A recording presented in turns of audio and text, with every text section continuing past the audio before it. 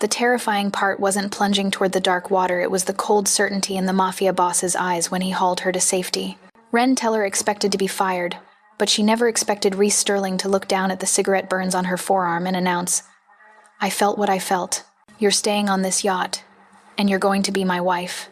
This shocking declaration was moments away, but for now, the reality was just salt and diesel.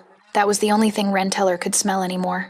The scent mixed with something sharper, expensive champagne that had been spilled and imperfectly cleaned from the polished teak deck of the Titan. She moved across the yacht's stern with calculated steps, her industrial cloth gripped tight in both hands, focusing on each movement because her legs kept threatening to give out beneath her. Salt and diesel. That was the only thing Ren Teller could smell anymore. The scent mixed with something sharper, expensive champagne that had been spilled and imperfectly cleaned from the polished teak deck of the Titan. She moved across the yacht's stern with calculated steps, her industrial cloth gripped tight in both hands, focusing on each movement because her legs kept threatening to give out beneath her. 16 hours.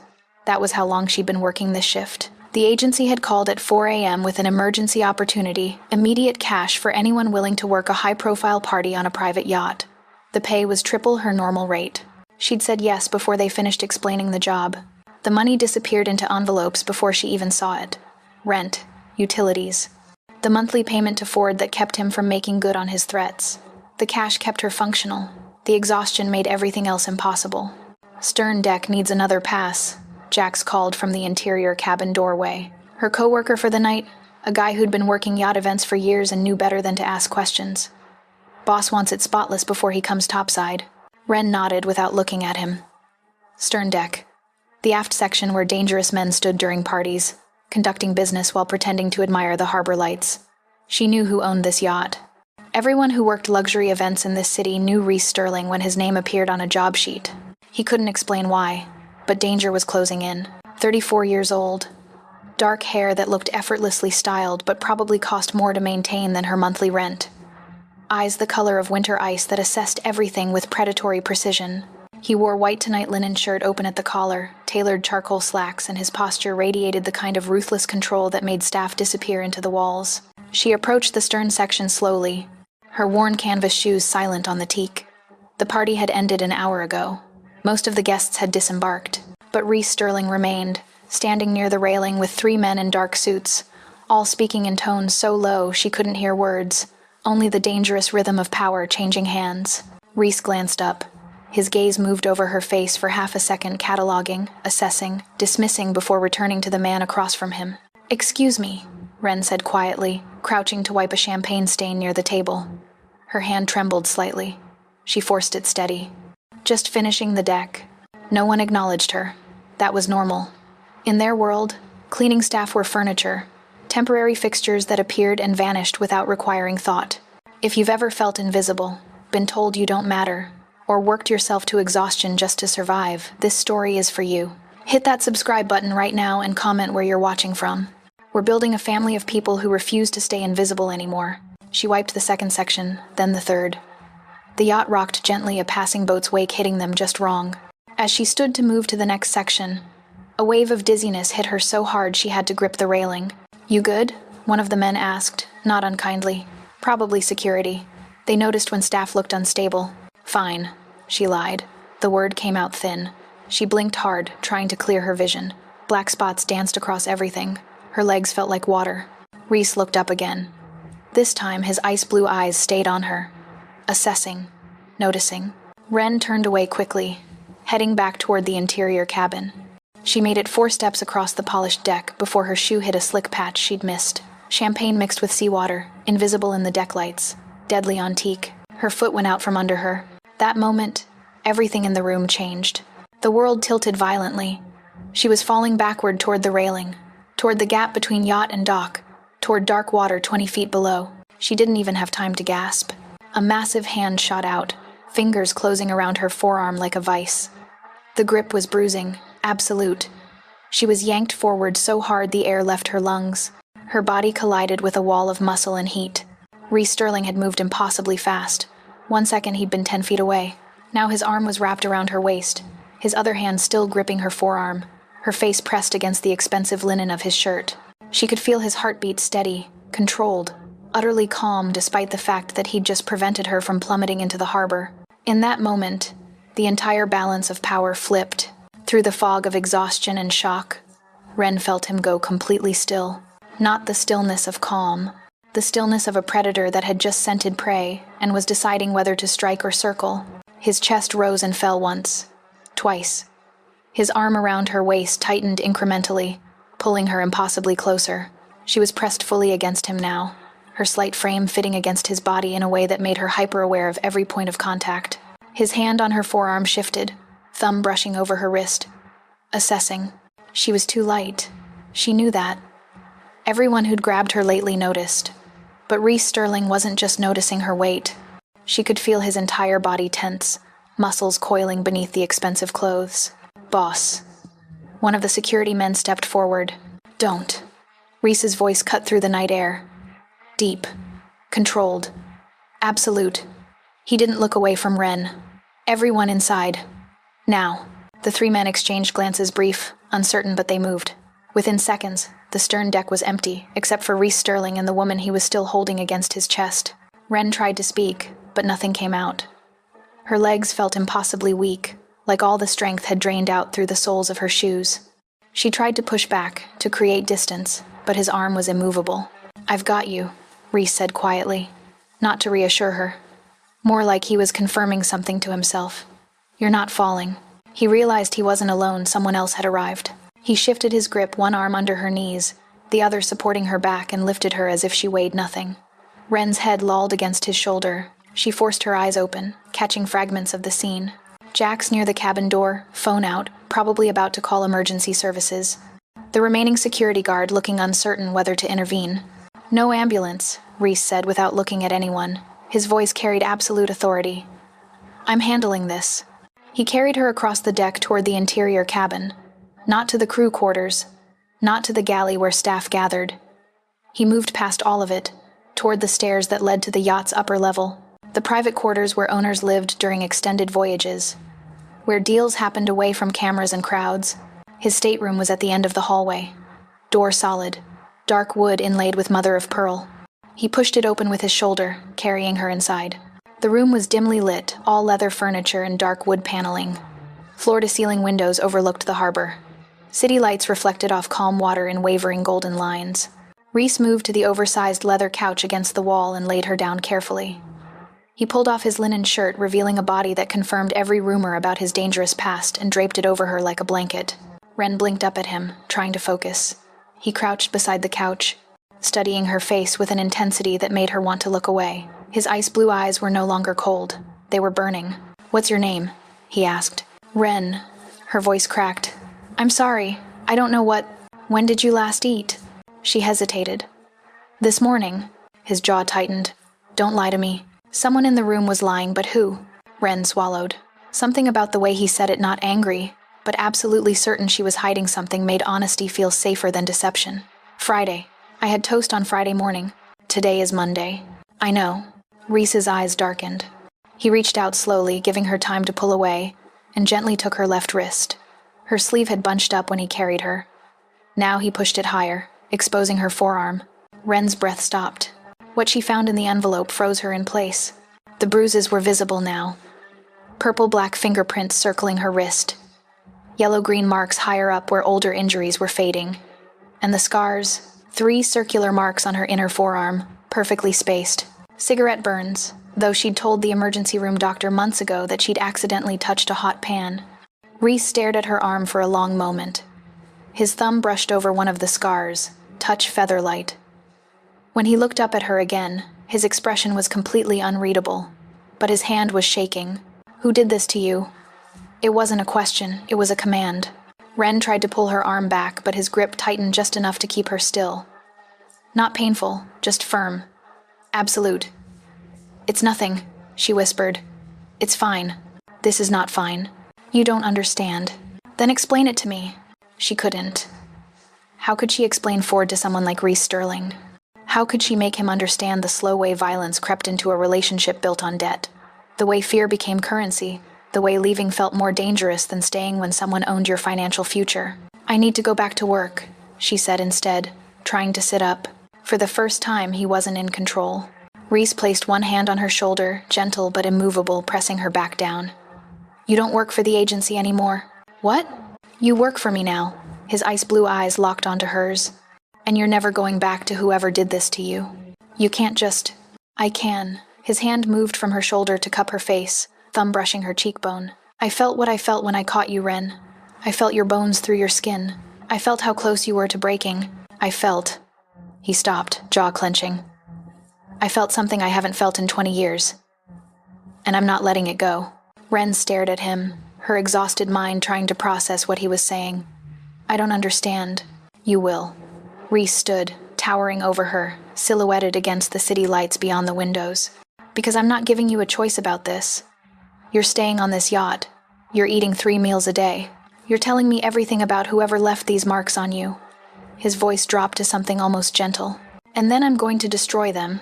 Why would you? Because when I pulled you against me, when I felt you in my arms for those 3 seconds, something in my chest cracked open. Something I thought was dead. He crouched again, bringing himself to eye level. I'm not a good man, Ren. I'm not going to pretend this is noble or right. But I am going to keep you. And if that means marrying you to make sure no one can touch you again. Her next words hit him harder than any bullet. Marry me? The word came out as a choked whisper. Yes. Reese's expression was absolutely serious. Marry me. Because the moment I felt how fragile you were, how close you were to slipping away, I realized I'd burn this entire city down before I let you fall. The yacht rocked gently beneath them. Outside, the city lights blurred through her exhausted tears. Inside, a Mafia boss knelt beside her, holding her scarred wrist like it was made of glass, proposing marriage with the same ruthless certainty he probably used to negotiate contracts worth millions. Ren opened her mouth to refuse. But before she could speak, Reese Sterling leaned forward and pressed his forehead against hers. Say yes, he whispered, because I've already decided you're mine, and I don't lose the things that belong to me. This was only the beginning of a much bigger war. The accident was over, but the consequence was just beginning. Ren stared at Reese Sterling like he'd spoken a language she didn't understand.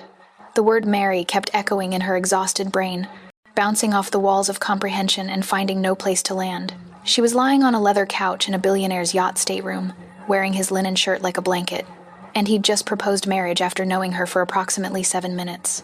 You're insane, she whispered. Probably. Reese hadn't moved from his position crouched beside the couch. His ice blue eyes were fixed on her face with that same burning intensity that made her want to look away. But that doesn't change what I'm offering. You're not offering anything.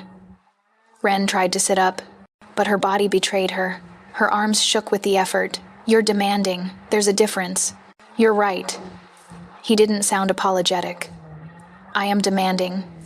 Because in approximately 3 seconds when your adrenaline crash hits, you're going to pass out. And when you wake up, you're going to try to leave. You're going to go back to whatever situation left those marks on your arms, and you're going to tell yourself it's fine because you're surviving. His hand tightened on her wrist, not painful, but absolutely firm. I'm not allowing that to happen. He wasn't just fighting for himself, he was fighting for family. You don't get to allow or not allow anything in my life. Anger cut through her exhaustion. Good. Anger was better than the terrified confusion churning in her stomach. You don't know me. You don't know anything about my situation. Then tell me. No. Ren. No. She finally managed to sit up, though the room tilted dangerously. You caught me when I fell. Thank you. That doesn't give you ownership rights. Something flickered across Reese's face. Not anger. Something darker and more complicated.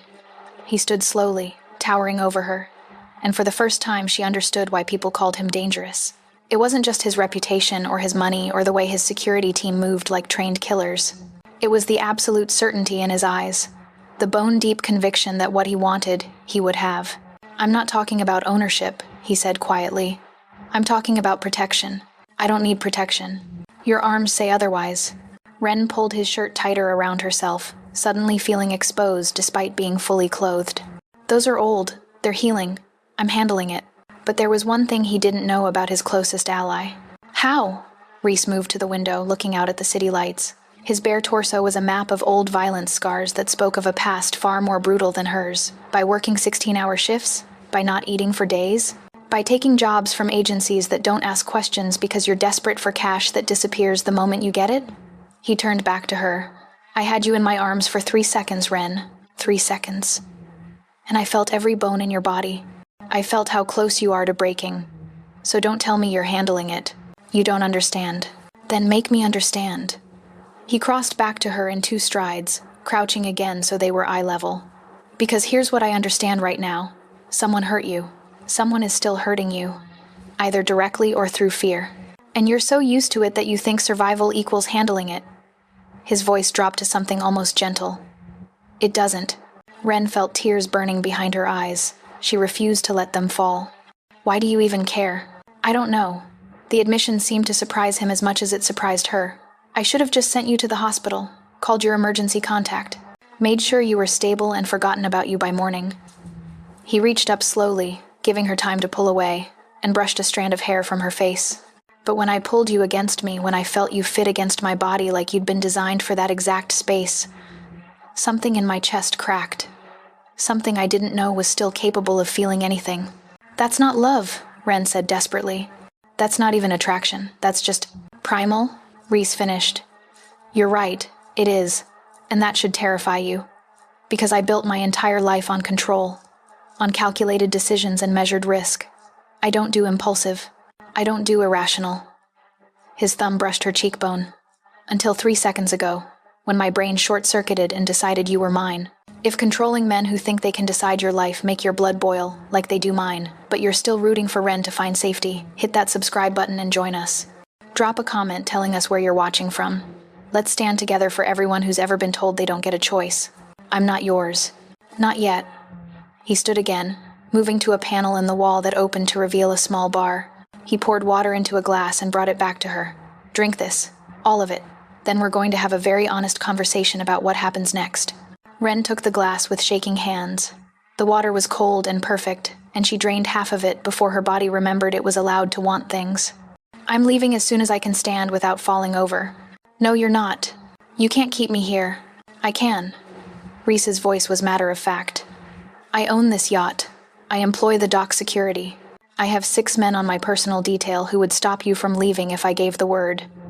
He sat on the edge of the coffee table, close enough to touch. But I'm not going to do that. Because I'm not a kidnapper, Ren. I'm just a man who's decided he's not letting you walk back into danger. So what, I'm supposed to just stay here? On your yacht? Forever? Not forever.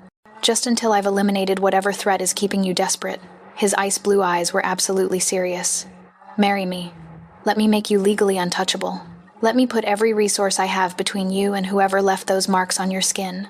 And then, if you still want to leave, if you still think you're better off without me, I'll let you go. You're insane, Ren whispered again. Probably, Reese agreed. But I'm also very good at solving problems. And you, Ren Teller, are a problem I've just decided to solve. He stood, moving toward the door. I'm going to send someone with food. Real food. You're going to eat every bite. Then you're going to sleep in that bedroom. He gestured to a door on the far wall. And tomorrow morning, we're going to discuss the specifics of our arrangement. I'm not agreeing to any arrangement. He paused at the door, looking back at her with an expression that was equal parts possessive and protective. You don't have to agree tonight. You just have to stay alive long enough to realize I'm right. Then he was gone, the door closing behind him with a soft final click. Ren sat alone in the dim stateroom, wearing a stranger's shirt, holding an empty water glass, and trying to process what had just happened. A mafia boss had caught her when she fell, had felt something profound in those 3 seconds of contact, and had decided with the same ruthless certainty he probably used to run his empire that she belonged to him. The terrifying part wasn't that he was wrong. The terrifying part was that some small, desperate part of her wanted him to be right. Reese stood on the upper deck of the Titan, phone pressed to his ear, watching the sun rise over the harbor. He hadn't slept, hadn't even tried. The moment he'd left Ren in his stateroom, he'd started making calls. Tell me you have something, Marcus. His consigliere's voice came through the line, crisp despite the early hour. Marcus Chen had been with Reese since the beginning, back when they were both street kids with more ambition than sense. Now Marcus ran the intelligence division of Sterling Enterprises with the same ruthless efficiency Reese applied to everything else. I have everything, Marcus said. Ren Marie Teller, 26 years old. No permanent address, she's been subletting month to month in Bridgeport for the past 8 months. Before that, she was living in Riverside with a man named Ford Castellan. What he didn't know was that someone was watching. Reese's hand tightened on the railing. Tell me about Ford. Loan shark, mid-level. He runs a debt collection operation that preys on people who can't get traditional credit. High interest rates, brutal collection methods, and a reputation for targeting women. Marcus paused. Ren borrowed $15,000 from him 2 years ago. Medical bills for her mother. The mother died 6 months later. Ren's been trying to pay off the debt ever since, but Ford keeps adding interest and fees. Current balance is $32,000. $32,000. Reese said it quietly, but his voice was edged with something dark. She's working herself to death over $32,000. It gets worse. Ford doesn't just want the money. According to my sources, he wants her back. They had a relationship before the debt nasty breakup. He's been using the debt as leverage to keep her under his control. She runs, he finds her. She stops paying, he makes threats. Classic predator behavior. Reese closed his eyes, seeing those cigarette burns on her forearm, seeing the bruises that had been carefully hidden under her sleeves. Where is he now? He owns a bar in Riverside, place called The Anchor, uses it as a front for his collection business. Marcus hesitated. Boss, this guy is connected. Not to anyone who matters, but he's got relationships with some mid-level crews. If you move on him directly. I'm not asking for permission, Marcus. I'm asking for information. There was one detail everyone missed. Understood. I'll have a full file on your desk by noon. But there's something else you should know. What? The agency Ren works for Prestige Events. They're one of Ford's operations. He owns it through a shell company. That's how he tracks her. Every job she takes, he knows about it. Every paycheck she gets, he takes his cut before it even reaches her. Marcus's voice hardened. He's been systematically destroying her ability to escape. It's not just debt collection. It's obsession. Reese felt something cold and focused settle into his chest. The same feeling he got before a hostile takeover, before eliminating a business rival who'd made the mistake of thinking he could be outmaneuvered. Good. That makes this easier. Boss, find out everything. Bank accounts, properties, known associates, where he sleeps, where he eats, every single vulnerability. Reese turned away from the sunrise, heading back toward the stairs, and send someone to talk to her coworker, the guy who was working the yacht last night. Jax. I want confirmation of everything you just told me. Already on it. I sent Reese an hour ago. Should have a report by breakfast. Perfect. Reese paused at the top of the stairs. And Marcus? This needs to be clean. I don't want Ren finding out I'm investigating her until I'm ready to show her exactly how dangerous Ford actually is. Understood. One more thing, what do you want me to do about the proposal? Reese smiled, though there was nothing warm about it. What about it? You told a woman you'd known for 7 minutes that you wanted to marry her. That's going to raise questions. Your board is already nervous about the Cardoza merger. If they think you're making impulsive personal decisions, they can think whatever they want.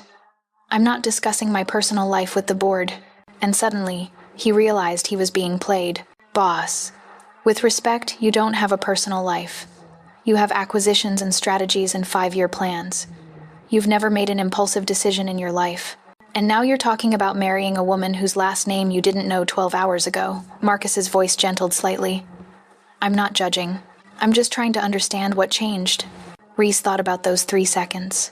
About the way Ren had fit against his body like the missing piece of a puzzle he hadn't known was incomplete. About the rage that had flooded through him when he'd seen those scars on her arm. About the absolute, bone-deep certainty that she was his and he would burn the world down before letting her go. What changed? He said quietly. Is that I found something worth being impulsive about. Marcus was silent for a moment. Then I'll make sure you have everything you need to keep her. That's why I pay you, Marcus. Reese ended the call and headed down to the galley. The chef he kept on staff for extended trips was already awake, preparing breakfast. I need a tray. Full breakfast. Protein, carbs, fruit. Enough for someone who hasn't eaten properly in days. The chef, a former Navy cook named Sullivan who asked no questions, nodded. The girl from last night? She has a name. Use it. Yes, sir. Tray for Miss Teller. 15 minutes. He should have walked away, but then he saw it.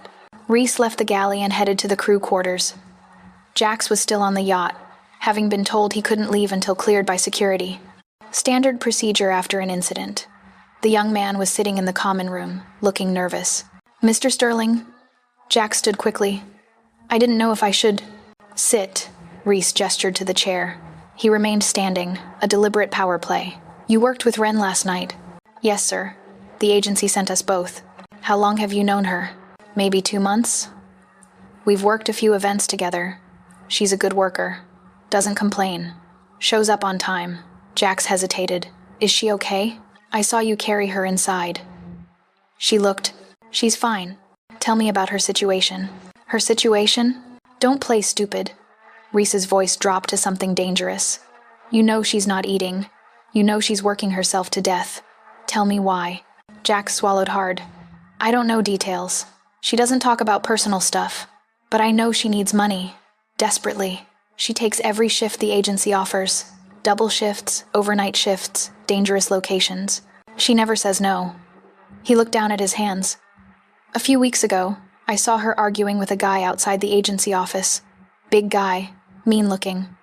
She was trying to give him cash, and he was saying it wasn't enough. She looked terrified. What did the man look like? Maybe 6 feet. Dark hair, getting gray. Scar on his left cheek. Drives a black pickup truck. Jax met Reese's eyes. I asked her about it later. She said he was a debt collector. That she'd borrowed money and was paying it back. But the way she said it, she was scared, Mr. Sterling. Really scared. Reese nodded slowly. If she contacts you, I want to know about it immediately. Sir, with respect, I'm not going to spy on Ren. She's had enough people treating her like... I'm not asking you to spy. I'm asking you to make sure she stays safe. Reese pulled out his phone and sent a text. You're going to receive a deposit in your account. $5,000. Consider it payment for making sure I know if anyone comes looking for her. Jax's eyes widened. I can't accept. You can and you will. Because right now you're one of maybe 3 people on this planet who gives a damn whether Ren Teller lives or dies. And I'm making sure all 3 of us are motivated to keep her breathing. Reese turned toward the door. You can leave. But if you hear from her, or if you see that man again, you call me directly. Understood? Yes, sir. Reese left the crew quarters and headed back to his stateroom. The breakfast tray was waiting outside the door. Sullivan worked fast. He picked it up and entered quietly, expecting to find Ren asleep in the bedroom. Instead, she was standing by the window, wearing the same clothes from last night, staring out at the harbor like she was memorizing the route to freedom. You're awake, he said. She turned. Her eyes were red-rimmed but defiant. I'm leaving. No, you're not. You can't stop me. From here on, the rules of the game changed. I can. He set the tray down on the coffee table. But first, you're going to eat. Then you're going to listen to what I have to say about Ford Castellan. And then, if you still want to leave, we'll discuss terms. The color drained from her face. How do you know that name? Because I'm very good at finding information. Reese gestured to the couch. Sit down, Ren. We need to talk about exactly how much danger you're in. Ren didn't sit. She stood frozen by the window, her entire body rigid with the kind of fear that came from having your worst nightmare confirmed. You had no right to investigate me. I had every right. Reese moved to the breakfast tray, picking up a piece of toast and holding it out to her. You're in my home, under my protection. That means I need to know what I'm protecting you from. I didn't ask for your protection. You didn't have to. He stepped closer, still holding the toast. Eat this while we talk. I'm not hungry. That's a lie. Your body is eating itself. Take the damn toast, Ren. She snatched it from his hand, more out of anger than compliance, and took a vicious bite. The food hit her stomach like a blessing and a curse. Her body wanted it desperately, but accepting it felt like surrender. Something didn't add up, and the truth was darker than he expected. Good. Reese returned to the tray and poured coffee. Ford Castellan, 38 years old, runs a debt collection operation out of Riverside. You borrowed $15,000 from him 2 years ago for your mother's medical bills. The debt is now $32,000, and he's been using it to control you since your mother died. Ren's hand trembled. The toast turned to ash in her mouth. You had no right. He owns the agency you work for, Reese continued as if she hadn't spoken. Every job you take, every paycheck you earn, he knows about it. He takes his cut before you even see the money. And he's been tracking your location through the job assignments. He set the coffee cup on the table in front of her. You're not escaping him, Ren. You're running in a cage he built. She sank onto the couch, her legs giving out. That's not, he said. If I just kept paying. He lied. Reese crouched in front of her, forcing her to meet his eyes. The debt is never going to be paid off. He doesn't want your money. He wants you. And he's been systematically destroying every avenue of escape so that eventually you'll be desperate enough to go back to him. How do you know that? Because I've seen men like Ford before. I've been men like Ford in different contexts. He's not a debt collector. He's a predator who found legal cover for his obsession. Reese's voice was calm, factual. The cigarette burns on your arm. That was him? Ren closed her eyes. I don't want to talk about this. You don't have to talk, just listen. His hand covered hers on the couch. Ford is dangerous. More dangerous than you realize. He has connections to mid-level criminal crews. He's escalating. The longer you avoid him, the more desperate he'll become. Eventually, he's going to do something that can't be undone. But this wasn't the first time something like this had happened.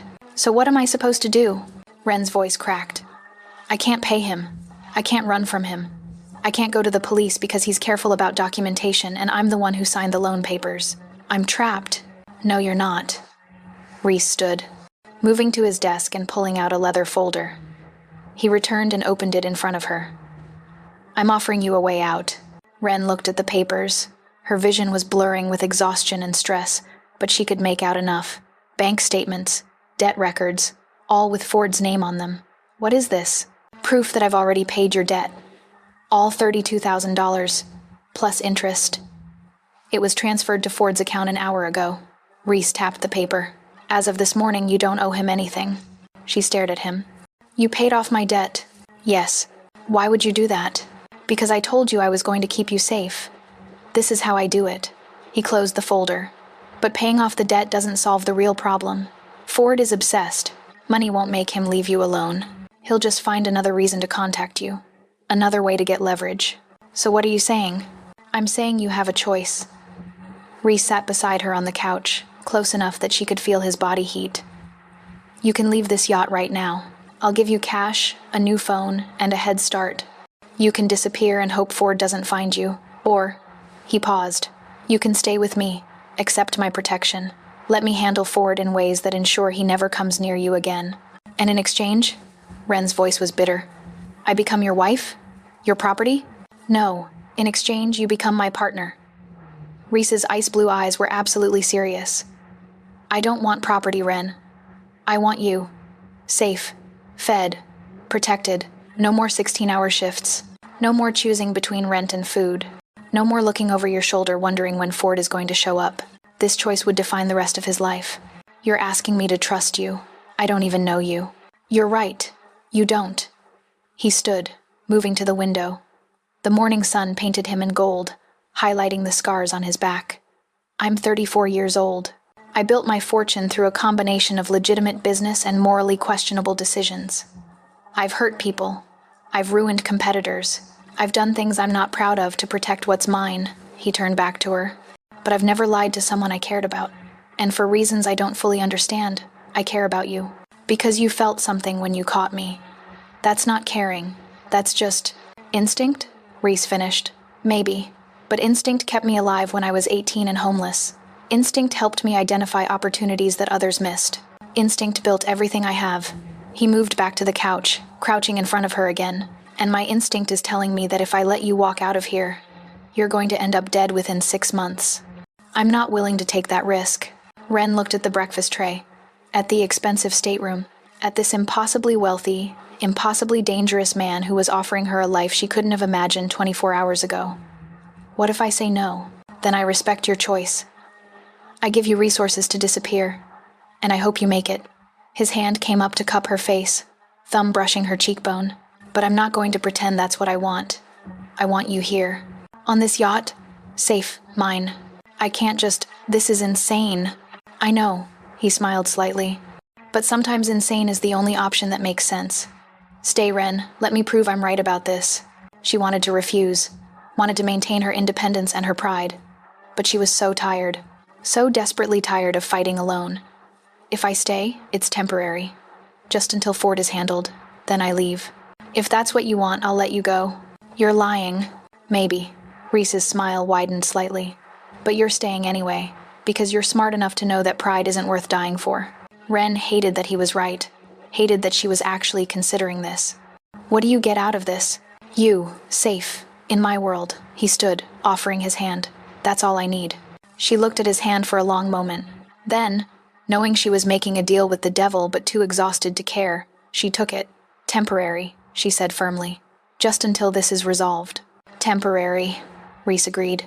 But the way he held her hand firm, possessive, absolutely certain told her he didn't believe that any more than she did. 3 days on the Titan, and Ren was starting to understand what money could actually buy. Not just things, though. The yacht was stocked with everything she could possibly need, but space, time, safety. For the first time in 2 years, she wasn't calculating every decision through the filter of survival. She woke to sunlight streaming through the porthole of the guest cabin Reese had given her. Not his stateroom. He'd moved her to her own space with a proper bed, private bathroom, and a closet that had been mysteriously stocked with clothes in her exact size. The first morning, she'd stared at the dresses and slacks and soft sweaters like they were alien artifacts. By the third morning, she'd stopped questioning where they came from and just accepted that Reese Sterling was the kind of man who made problems disappear, including, apparently, her entire wardrobe situation. Everyone thought the deal went smoothly, but they were wrong.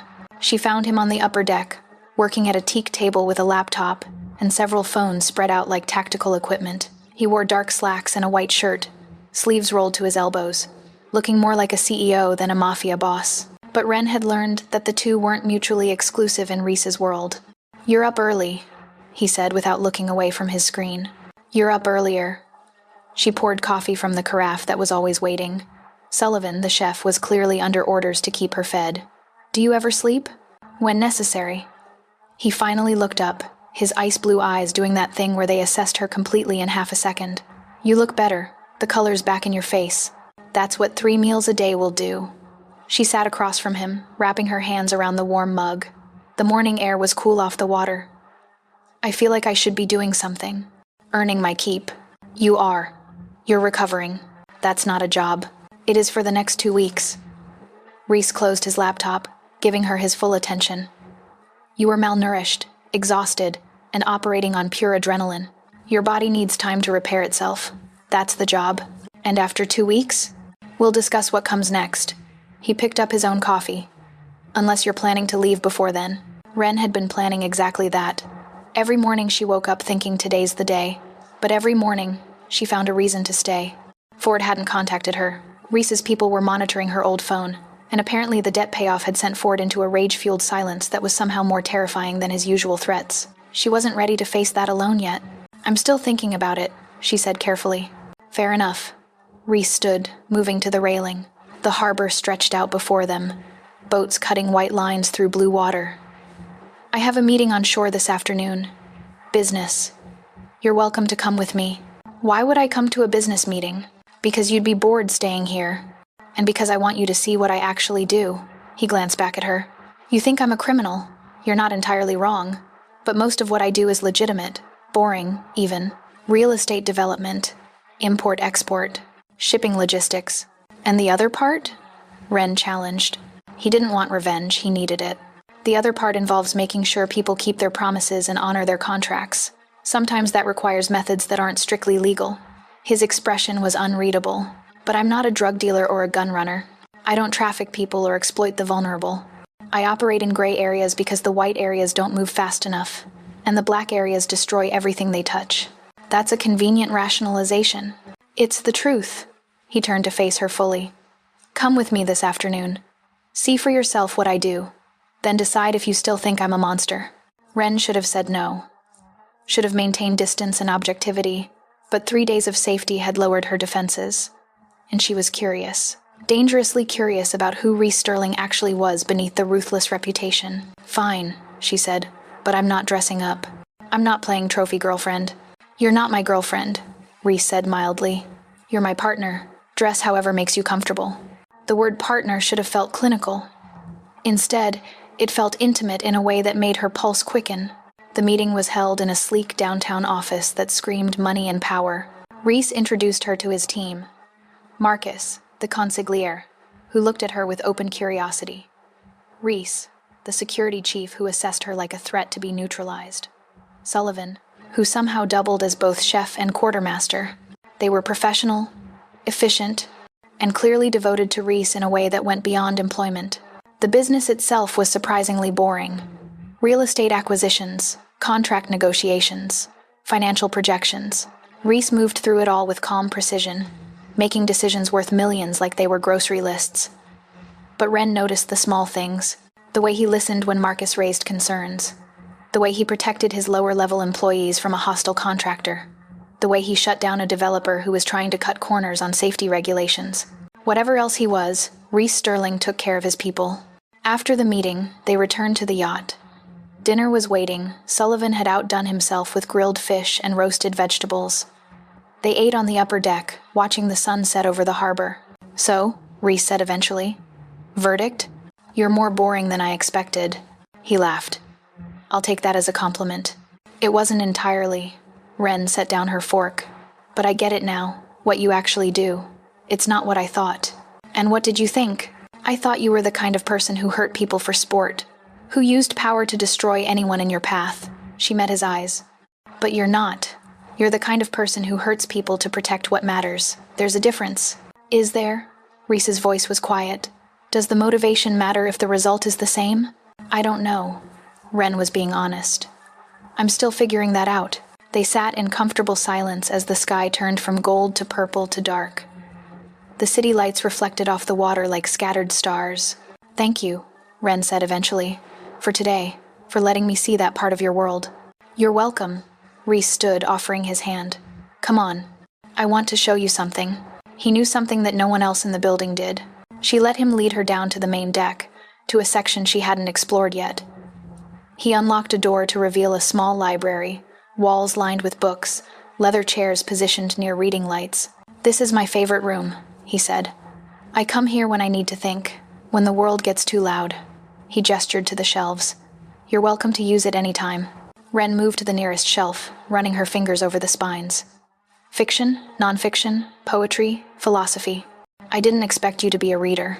"Why not?" "Because you're—" She stopped, realizing how it sounded. "Dangerous?" Reese finished. "Dangerous people read Wren. How else would we stay dangerous?" She laughed despite herself. Then, because 3 days of kindness had lowered her defenses and the library felt like a confession of something real, she turned to face him. "I'm scared of you." "I know. But I'm also scared of leaving." "I know that too." He moved closer, stopping just within reach. "So stay. Not because you're trapped. Not because you owe me. Stay because maybe, just maybe, this partnership is the best option for both of us." Wren looked up at him, this impossibly complex man who'd built walls around himself and then offered her a door through them. "Temporary," she said quietly. "Temporary," he agreed.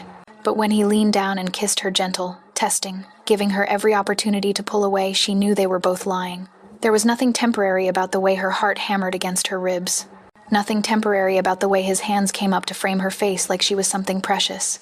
Nothing temporary about the heat that flooded through her when she kissed him back. When they finally broke apart, Reese pressed his forehead against hers. "Stay," he whispered. And Wren, who'd spent 2 years running, finally stopped. "Okay."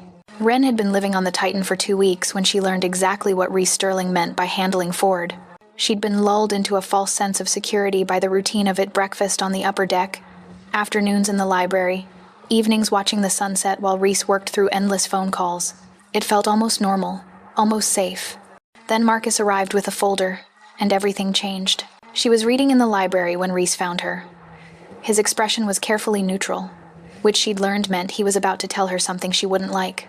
"We need to talk about Ford," he said. Wren closed her book, dread pooling in her stomach. "What about him?" "He's escalating." Reese sat across from her, opening the folder. "My people have been monitoring him since I paid off your debt. He's made 17 attempts to contact you through various channels. He's been asking questions about you at your old haunts. And yesterday he showed up at the agency office, making threats." "What kind of threats?" "The kind that involve finding you and making you remember your place." Reese's voice was flat. "He's not accepting that the debt is paid. He's fixated." Wren's hands trembled. She set the book aside before she could drop it. "What are you going to do?" "I'm going to eliminate the threat."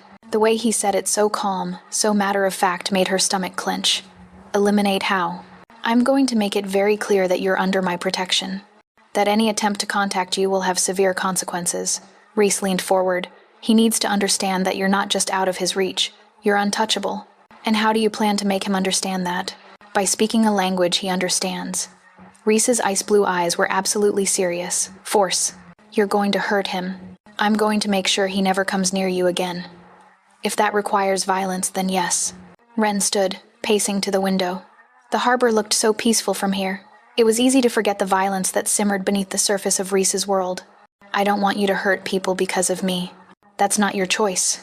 Yes, it is. She turned to face him. This is my problem. My past. You can't just... I can. And I will. Reese stood, crossing to her. Ford is dangerous, Ren. Every day he's left unchecked is another day he could hurt you.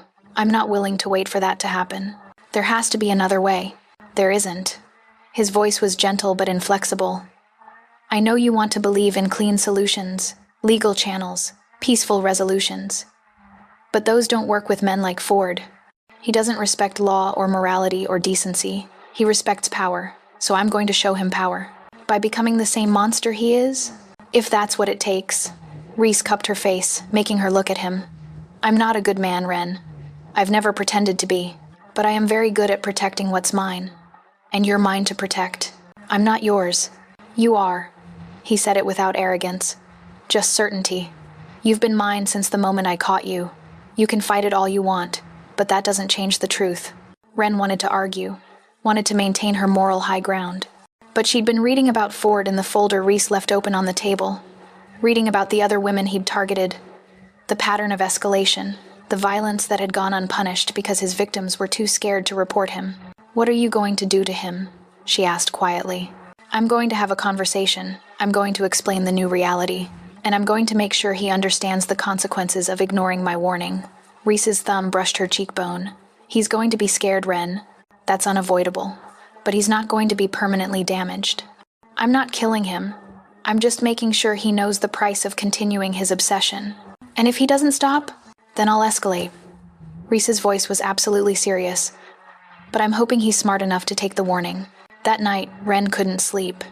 She lay in her cabin, staring at the ceiling, thinking about moral lines and the cost of safety.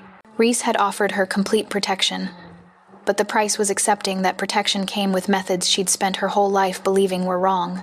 Around midnight, she heard voices on the upper deck. She shouldn't have investigated. Should have stayed in her cabin and maintained plausible deniability, but curiosity and dread drove her up the stairs. Reese stood with Marcus and two other men she didn't recognize. Between them, looking significantly worse for wear, was Ford. His face was bruised. His hands were zip-tied. He was talking rapidly, desperately, clearly terrified. Ren froze in the doorway. Reese saw her immediately. Something flickered across his face. Regret, maybe, that she was seeing this. But he didn't send her away. Instead, he gestured for her to come closer. Ren. Ford's voice was hoarse. Tell him this is a mistake. Tell him we can work this out. I just want what's owed. The debt is paid, Reese said quietly. All of it. With interest. You have no claim on her. She's mine. She's always been mine. You can't just... I can. Reese's voice was absolutely calm. And I have. Ren Teller is under my protection now. That means any attempt to contact her, threaten her, or come within 100 yards of her will result in consequences you won't survive. Ford's eyes were wild. You don't scare me. I have connections. You have nothing, Marcus interrupted. We've already dismantled your operation. The bar is closed pending health code violations. Your bank accounts are frozen under investigation for loan sharking. Your connections have been informed that anyone who works with you will face similar problems. He smiled without warmth. You're done, Ford. The only question is whether you're smart enough to accept it. Ford looked at Ren with such hatred that she took a step back. This is your fault. You always were ungrateful. I gave you everything. You gave her nightmares, Reese said softly, and then he moved. Ren didn't see exactly what happened. It was too fast. But suddenly Ford was on the deck, gasping for air, and Reese was crouched beside him with one hand on his throat. Listen very carefully, Reese said, his voice deadly quiet. You're going to leave this city. You're going to disappear. And you're never going to think about Ren Teller again. Because if I hear that you've so much as looked in her direction, I won't bring you to my yacht for a conversation. I'll make you disappear permanently. Do you understand? Ford nodded frantically. Say it. I understand, Ford choked out. I'll leave. I won't contact her, I swear. Reese released him and stood. Get him out of here. Make sure he's on a bus out of state by morning. Marcus and the other men hauled Ford away. Within seconds, the deck was empty except for Reese and Ren. They stood in silence, the night air cold off the water. That was who you needed protection from, Reese said eventually. That's the man who would have come for you if I hadn't intervened. Ren's hands were shaking. You terrified him. That was the point. You enjoyed it. No. Reese turned to face her. I didn't enjoy it. But I'm not sorry I did it, because he's not going to hurt you now. He's not going to send his friends to find you. He's not going to wait outside your apartment or follow you to work. You're safe, Ren. That's all I care about. By becoming a monster. By using the tools I have to protect what matters. He moved closer. I know you want to believe there's a clean way to solve problems like this. But there isn't. Ford didn't respond to legal threats. He didn't respect debt forgiveness. He only understood force, so I gave him force. Ren looked at the spot where Ford had been kneeling, where Reese had held him by the throat, where the line between protection and violence had blurred so completely she couldn't separate them anymore. I don't know if I can live with this, she whispered. Then leave. Reese's voice was gentle. I won't stop you. I'll give you money, protection, a new identity if you want it. But you'll be leaving safe, Ren. That's what matters. She wanted to leave, wanted to maintain her moral purity and her independence. But standing on the deck of the Titan, knowing Ford was finally, truly gone from her life, she felt something she hadn't felt in years. Freedom. I hate that it worked, she said quietly. I know. Reese pulled her into his arms, holding her against his chest. But it did work. And you're safe. That's not nothing. Ren closed her eyes, letting herself be held, and tried not to think about what it meant that safety came at such a terrible price. Reese found Ren in the library 3 days after the Ford incident. She'd been quiet since then, not distant, exactly, but thoughtful in a way that made him nervous. He'd given her space to process what she'd witnessed, but the silence was starting to feel like an ending rather than a pause. She was curled in the leather chair near the window, reading. The afternoon light painted her in gold, and Reese felt that same primal possessiveness that had gripped him when he'd first caught her. It hadn't faded. If anything, it had intensified. We need to talk, he said. Ren looked up, marking her page. About what? About whether you're staying or leaving. She closed the book carefully. I haven't decided yet. That's a lie. Reese moved into the room, closing the door behind him. You decided 3 days ago when you watched me threaten Ford. You're just trying to figure out how to tell me. You're right. She stood, setting the book aside. I have decided, but it's more complicated than just staying or leaving. Explain. I can't be with someone who uses violence so casually, who solves problems with threats and intimidation. That's not who I am. That's not the life I want. She met his eyes. But I also can't pretend I don't feel safer here than I've felt in years. That I don't sleep better knowing Ford is gone. That I'm not... She stopped, struggling with the words. That I'm not falling for you despite every logical reason not to. Reese's chest tightened. Ren, let me finish. She moved closer. I've spent 3 days trying to reconcile who you are with what you do, trying to separate the man who gave me his library from the man who held Ford by the throat. And I've realized I can't. They're the same person. You're both, Reese. The protector and the monster. The generous partner and the ruthless boss. So what are you saying? I'm saying I don't know if I can live with that. But I also don't know if I can live without it. Her voice broke slightly. You've ruined me for normal, Reese. For safe, boring men who follow the rules and don't make my heart race when they walk into a room. You've shown me what it feels like to be protected so completely that I don't have to look over my shoulder. And I hate you a little bit for that. Just a little bit? Reese moved closer, stopping just within reach. Maybe more than a little. She smiled despite herself. But I need to understand something. That first night, when you caught me, you said you felt something. Something that made you propose marriage after knowing me for 7 minutes. Was that real? Or was it just adrenaline and instinct? Reese had been dreading this question, because the honest answer made him more vulnerable than he'd been in 20 years, both. Explain. It was adrenaline and instinct, but it was also real. He reached out, tucking a strand of hair behind her ear. I built my entire life on control, Ren. On calculated decisions and measured risk. I don't do impulsive. I don't do emotional. I've structured everything to eliminate variables I can't predict or manage. And then I fell. And then you fell. His hand came up to cup her face. And in the 3 seconds I held you, feeling you against me. Feeling how fragile you were and how close you'd come to falling into that water, something broke. A wall I'd built to keep myself safe shattered. And I realized that all my control, all my careful planning, was worth nothing if I let you slip away. That's not love, Ren said softly. That's possessiveness. It's both. Reese was being brutally honest. I'm possessive as hell. You're right about that, but I'm also... He stopped, the words feeling impossible. I'm terrified, Ren. Terrified that you're going to leave. Terrified that I've shown you too much of who I really am and you're going to decide I'm not worth the moral compromise. Terrified that I've finally found someone who makes me want to be more than just ruthlessly efficient, and I'm going to lose her anyway. You've never struck me as someone who gets scared. I'm scared of losing you. He said it simply. Everything else I can handle. Business rivals, legal threats, physical danger, those are just problems with solutions. But you leaving? That's not something I can solve with money or power or intimidation. And it's making me realize how empty my life was before you fell into it. Ren's eyes were bright with unshed tears. This is insane. I know. We barely know each other. I know that too. You proposed marriage after 7 minutes. Best decision I ever made. Reese pulled her closer, his forehead resting against hers. I'm not asking you to accept everything about me. I'm not asking you to be comfortable with the violence or the moral gray areas. I'm just asking you not to leave. Stay. Fight with me about my methods. Challenge my decisions. Make me better than I am. But stay. Why? Ren's voice was barely a whisper. Why do you need me to stay so badly? Because you're the only person in my entire life who looks at me like I'm more than just useful, more than just powerful, more than just dangerous. He kissed her forehead gently. You look at me like I'm human, and I didn't realize how desperately I needed that until you crashed into my arms. They stood there in the library, holding each other, while the afternoon light faded to gold. Outside, the harbor was alive with boats and noise. Inside, there was only silence and the weight of impossible choices. I can't promise I won't leave, Ren said eventually. I know. I can't promise I'll be okay with everything you do. I know that too.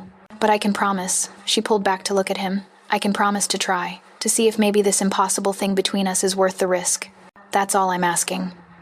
Reese kissed her then, gentle and thorough, pouring everything he couldn't say into the touch. When they broke apart, he smiled. Besides, you haven't seen the master suite yet. Much better than the guest cabin. Ren laughed despite the tears on her cheeks.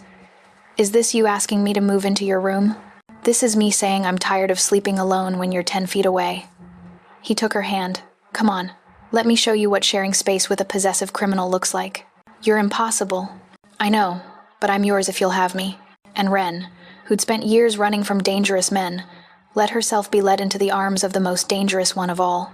Ren had been living in Reese's stateroom for a week when she finally admitted the truth to herself. She wasn't leaving. Not tomorrow. Not next month. Maybe not ever. The realization should have terrified her. Instead, it felt like relief. She found Reese on the upper deck, working through financial reports while the sun set. He'd rolled up his sleeves, his hair was slightly disheveled, and he looked more relaxed than she'd ever seen him, like maybe having her close was good for him too. We need to talk, she said. He looked up immediately, concern flashing across his face. If this is you leaving... It's not. She sat across from him. It's the opposite. Reese set down his pen, giving her his full attention. I'm listening. I've been fighting this since the moment you caught me. Fighting the attraction. Fighting the safety you offer. Fighting the fact that being with you feels more right than anything I've ever experienced. Ren took a breath. I'm done fighting. What are you saying?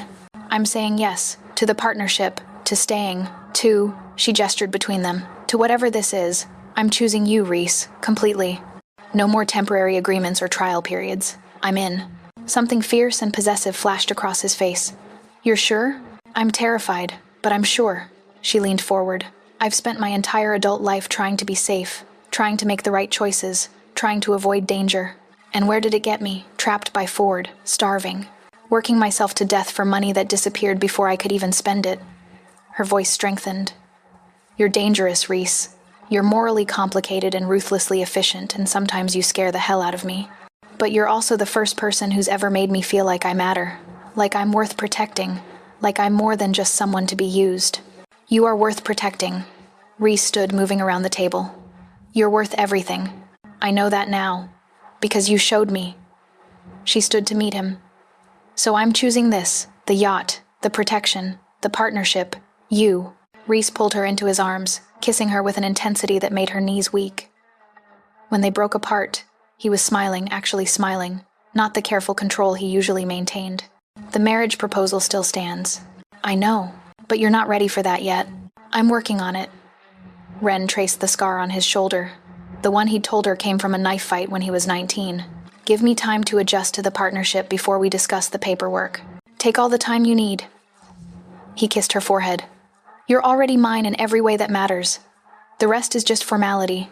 They stood on the deck as the sun disappeared below the horizon, painting the sky in shades of orange and purple. The city lights began to flicker on, one by one, until the harbor was surrounded by golden fire. I have something for you, Rhys said eventually. You've already given me everything. Not everything. He pulled a small box from his pocket. Not the ring box from that first night, but something else. He opened it to reveal a key. This is for you. A key to what?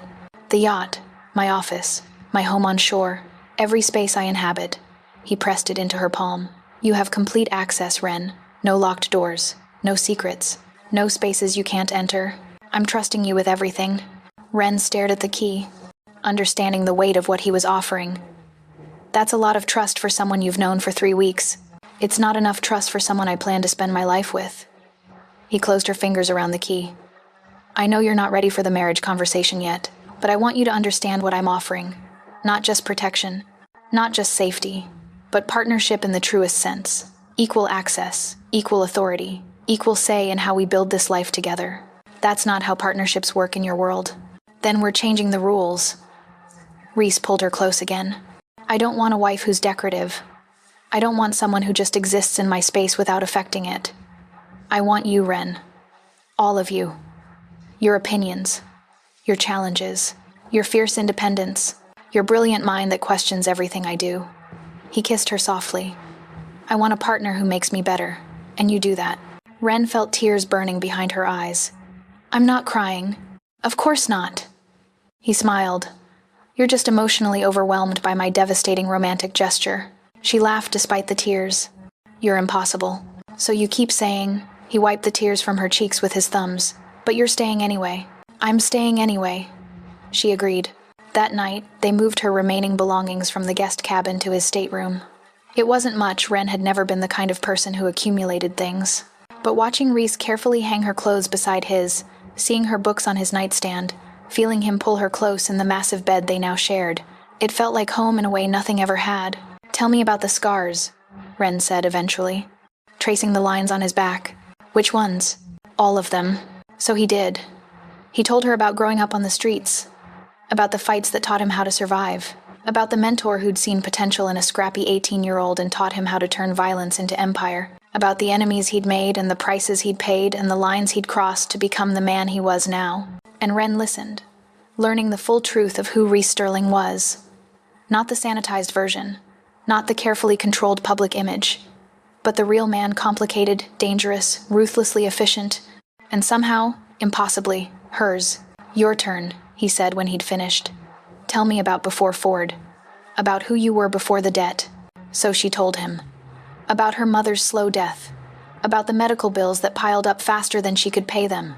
About the desperation that made Ford's loan seem like salvation instead of damnation.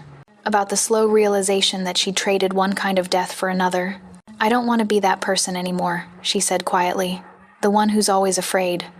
Always looking over her shoulder. Always calculating risk and choosing the safest option even when it's killing me. You're not that person anymore. Rhys's arms tightened around her. You're the woman who chose to stay with a dangerous man because safety isn't worth sacrificing connection. That takes more courage than running ever did.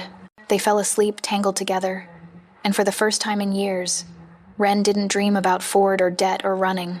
She dreamed about a future that felt possible instead of terrifying. Everything shattered 3 days later.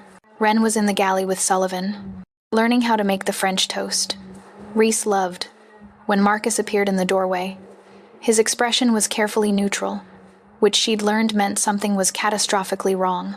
Ren, he said quietly, I need you to come with me. Now. What's wrong? Rhys will explain. Please just come.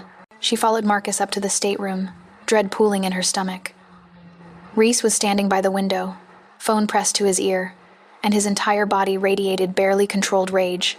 I don't care about excuses, he was saying. I want him found. Now. He ended the call and turned. When he saw Ren, some of the fury in his eyes shifted to concern. You need to sit down. What happened? Ford. Rhys crossed to her, taking her hands. He's back in the city, and he's making threats. Ren's blood ran cold.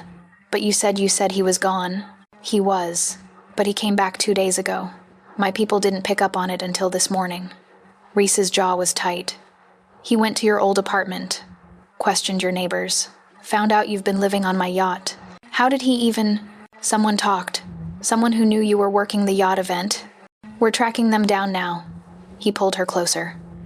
But that's not the biggest problem. The biggest problem is what Ford's planning to do with the information. What do you mean? Marcus stepped forward.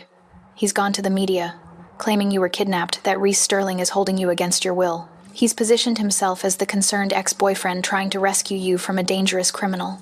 Ren felt the room tilt. That's insane. I'm not being held. We know that. But to the outside world, you disappeared the same night you worked an event on Reese's yacht. Your old phone has been offline. You haven't contacted anyone from your previous life. Ford is spinning a very convincing narrative about an abusive relationship and a woman who needs saving. This is about destroying me, Reese said quietly. He can't get to you physically, so he's using the one weapon I can't easily defend against. Public opinion, legal scrutiny. If he convinces the police to investigate, if he gets the media interested enough, everything you've built falls apart, Ren finished. She pulled her hands from his, pacing to the window. This is my fault. I should have... This is Ford's fault, Reese interrupted. He's obsessed, dangerous, and he's escalating because I took away his favorite toy. His voice hardened, but I'm going to end this, permanently. What are you going to do? What I should have done 3 weeks ago. Reese moved to his desk, pulling out a file. Ford Castellan is going to disappear. Not temporarily. Not under threat. He's going to vanish from this city and never come back. You're talking about Ren couldn't finish the sentence. I'm talking about making sure he can never hurt you again. Never use you against me. Never put you in danger. Reese's ice blue eyes were absolutely serious. This isn't a threat or intimidation. This is elimination. You mean killing him. I mean removing him as a variable, permanently. Ren felt sick. I can't be responsible for someone's death. You're not responsible. I am. Reese crossed to her. Ford made his choice when he came back. When he decided to use the media against you. When he proved that warnings and threats aren't enough to stop his obsession. I'm just responding to his decision. There has to be another way. There isn't. Marcus's voice was gentle but firm. Boss, if I may, Ford's already filed a missing persons report. The police are going to want to interview Ren. If she confirms she's here voluntarily, his narrative falls apart. But if he's still free to make more accusations, to spin more stories, then every day becomes a battle. Reese finished. Every day I'm defending against his lies instead of living my life. Every day you're looking over your shoulder waiting for the next attack. He took Ren's face in his hands. I won't let you live like that. I won't let him poison what we've built. So what's the alternative? I just accept that someone died because of me. You accept that someone died because of their own choices, because they couldn't let go of an obsession, because they escalated until there were no good options left. Reese's voice was absolutely certain. I'm not a good man, Ren. I've never claimed to be, but I am very good at protecting what's mine, and you're mine. Before Ren could respond, the door burst open. Reese appeared, looking uncharacteristically shaken. Boss, we have a problem. Ford's here, on the dock, with reporters. Reese's expression went absolutely cold. How many reporters? 6, maybe 7. He's claiming he has proof Ren's being held against her will. Says he's going to the authorities if she doesn't come out and confirm she's okay. Then that's what she'll do. Reese turned to Ren. This is your choice. You can go out there, tell them the truth, and watch Ford spin it into more lies.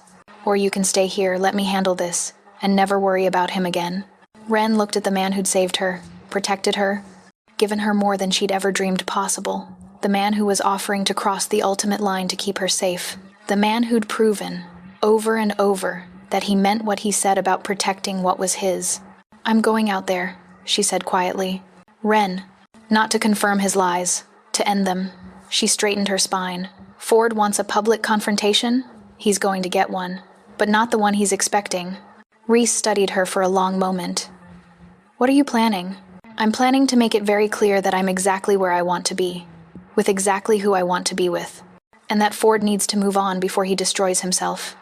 She met his eyes. But I need you to promise me something. What? Promise me you won't hurt him.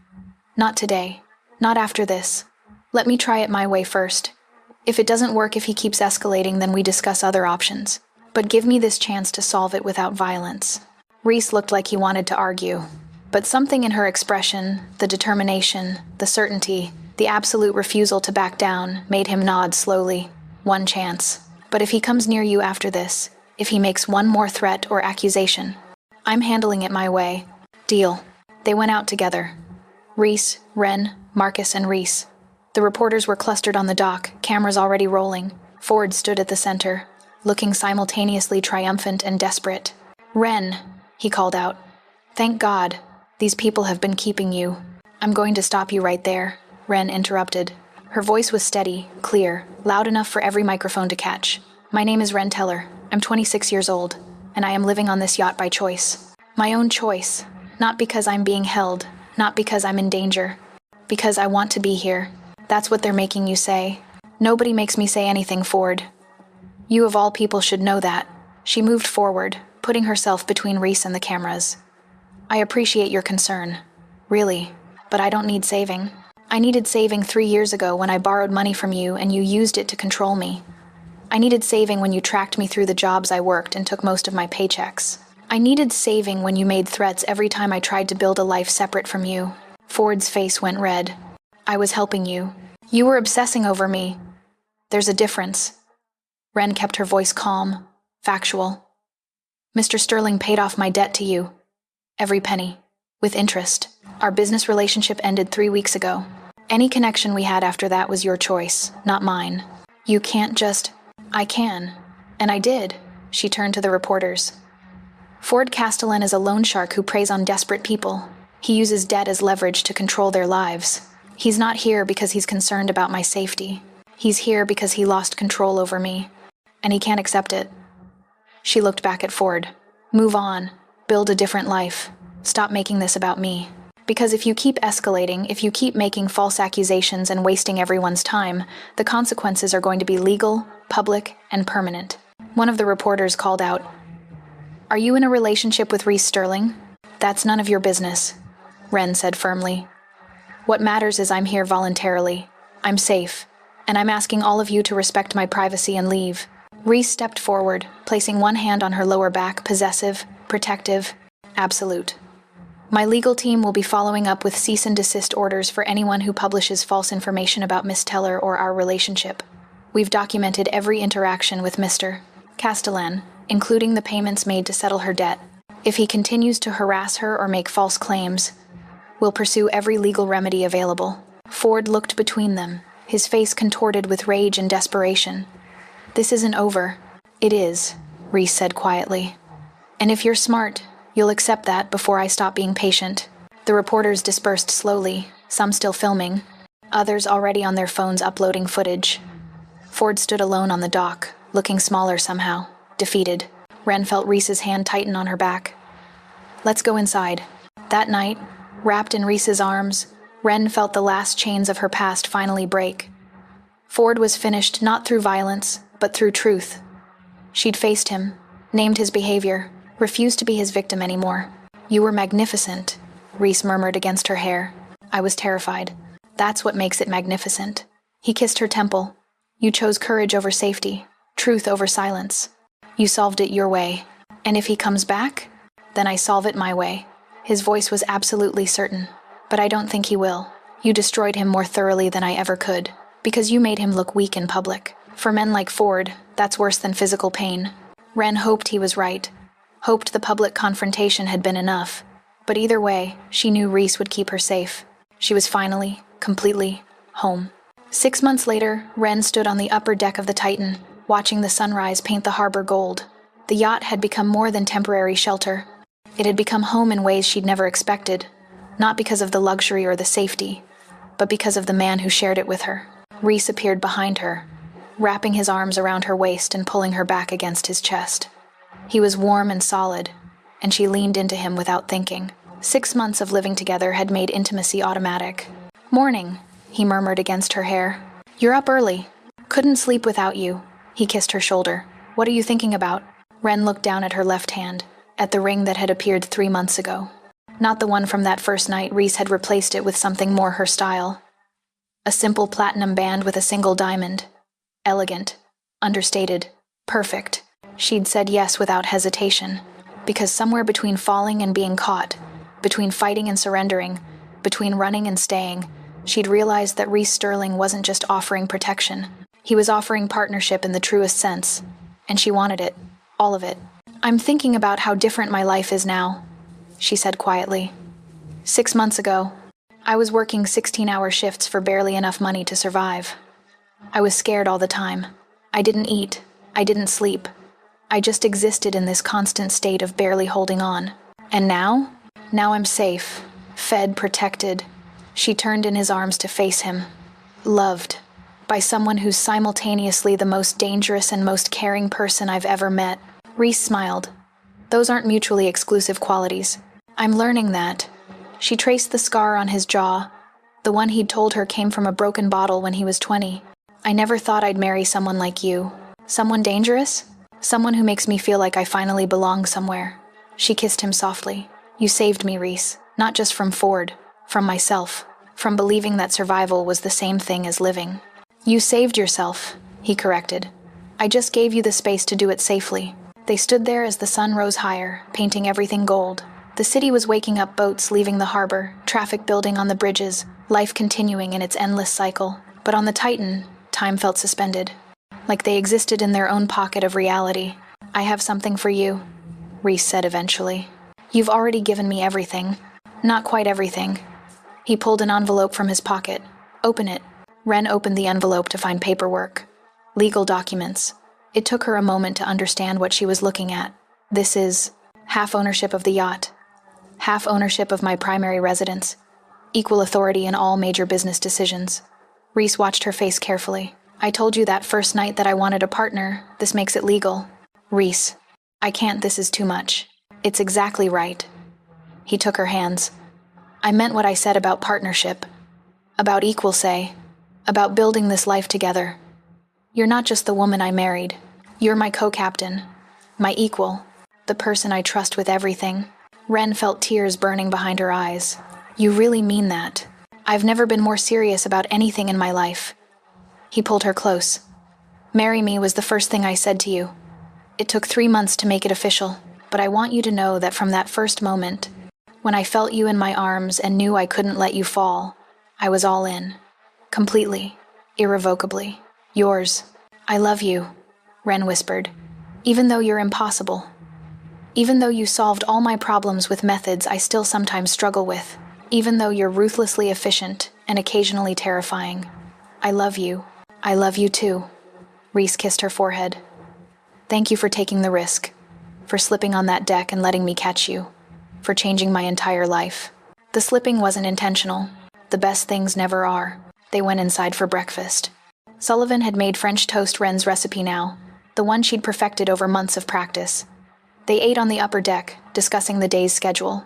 Wren had started working with Reese's business, focusing on employee welfare and ethical practices. Turns out having someone around who questioned everything was good for business. Reese's empire was becoming more legitimate, more ethical, more balanced. He'd been right that first night. She did make him better. After breakfast, Marcus arrived with the day's briefing. Ford hadn't been seen in the city since the dock confrontation. The media had moved on to other scandals. The legal threats had disappeared. Life had settled into something that almost resembled normal. One more thing, Marcus said, handing Reese a folder. The waterfront property you were interested in. The owner accepted your offer. Perfect. Reese opened the folder, then passed it to Wren. This is for you. Wren looked at the property listing. A small building right on the harbor. Perfect for... What is this? Your library. Reese smiled. You mentioned wanting to do something for other women in situations like yours. Women escaping dangerous relationships. Women trying to rebuild their lives. He gestured to the papers. This is the foundation. A resource center. Job training, legal aid, temporary housing. Whatever they need to get free and stay free. Wren stared at him, overwhelmed. You're giving me a building. I'm giving you the resources to build the life you wish you'd had. The support system that could have helped you escape Ford years earlier. He took her hand. You survived, Wren. Now help others do the same. She launched herself at him, wrapping her arms around his neck and kissing him with everything she felt. When they broke apart, she was crying again. Happy tears? Reese asked. The happiest. She looked at the property listing, at the building that would become a sanctuary for women who needed exactly what Reese had given her: safety, resources, and a chance to choose something better. I don't deserve you. You deserve everything. He pulled her close. And I'm going to spend the rest of my life making sure you know that. That evening, they stood on the upper deck again, watching the sunset.